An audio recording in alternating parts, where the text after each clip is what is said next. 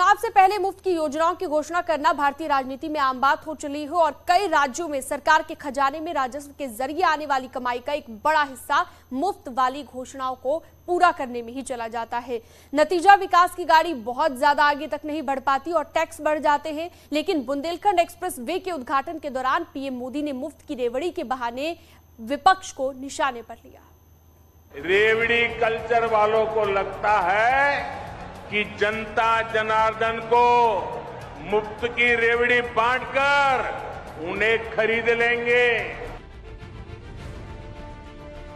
इस रेवड़ी कल्चर से देश के लोगों को और खास करके मेरे युवाओं को बहुत सावधान रहने की जरूरत है। फ्री पानी, फ्री बिजली, फ्री राशन, फ्री स्वास्थ्य सेवाएं और अभी न जाने क्या क्या। चुनाव आते ही हर बार हर साल मुफ्त की राजनीति अपने परवान पर होती है। राजनीतिक दल कोई भी हो, प्रदेश कोई भी हो और चुनाव कोई भी हो, सियासत के सूरमाओं को मुफ्त की राजनीति सत्ता में पहुंचने का आसान रास्ता लगती है।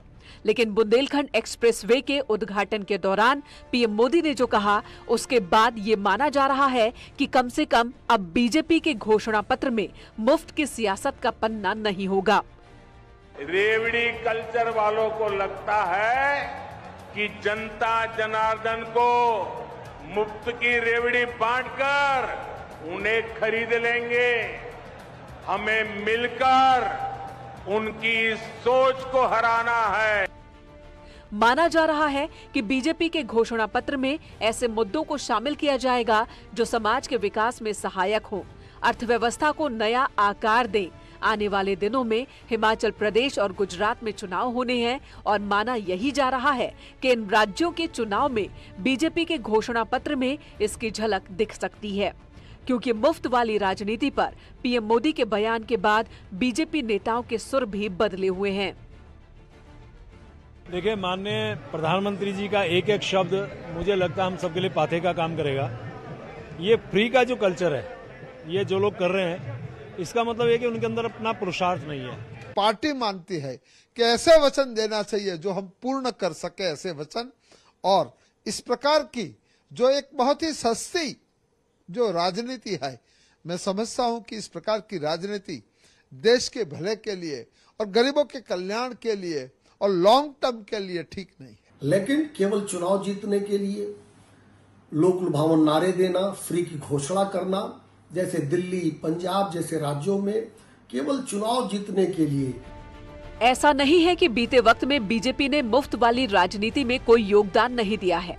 कोरोना काल में केंद्र की बीजेपी सरकार ने मुफ्त राशन योजना की शुरुआत की, जिसके बाद यूपी में भी मुफ्त राशन वितरण शुरू हुआ।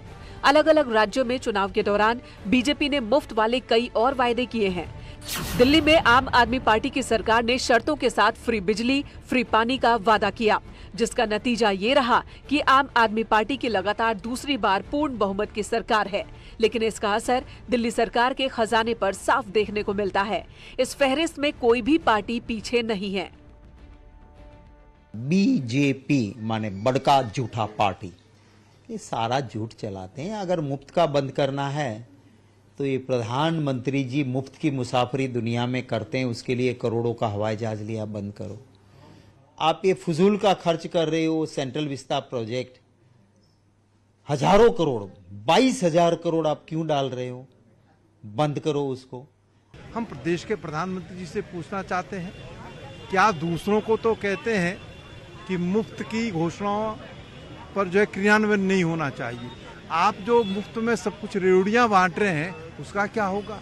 यहाँ सवाल किसी पार्टी का नहीं है, मुफ्त वाली राजनीति पर सुप्रीम कोर्ट के रुख का है। सुप्रीम कोर्ट ने सख्त रुख दिखाया है। अदालत केंद्र और चुनाव आयोग से इस मसले पर जवाब तलब कर चुकी है। आर्थिक मामलों से जुड़े लोगों की भी राय है कि अगर फ्री बीच कल्चर खत्म नहीं हुआ तो हालात कहीं श्रीलंका जैसे न हो जाए। हम ऐसा क्यों कह रहे हैं, ये आपको बताएंगे। पहले सुनिए विशेषज्ञ क्या मानते हैं। श्रीलंका का भी उदाहरण देखा है, जहां पर इसी तरह से तमाम सारी चीज़ों को मुफ्त में देने की वजह से और टैक्सेस में कमी करते जाने की वजह से अर्थव्यवस्था लगभग कोलैप्स कर गई और देश में एक बहुत ही ज़्यादा एनार्की फैल गई, अशांति फैल गई। दरअसल बीते दौर में उत्तर प्रदेश में फ्री लैपटॉप और फ्री टैबलेट की राजनीति अपने चरम पर रही, तो दिल्ली में फ्री बिजली पानी से लेकर डीटीसी की बसों में महिलाओं के फ्री सफर का मुद्दा गर्म रहा।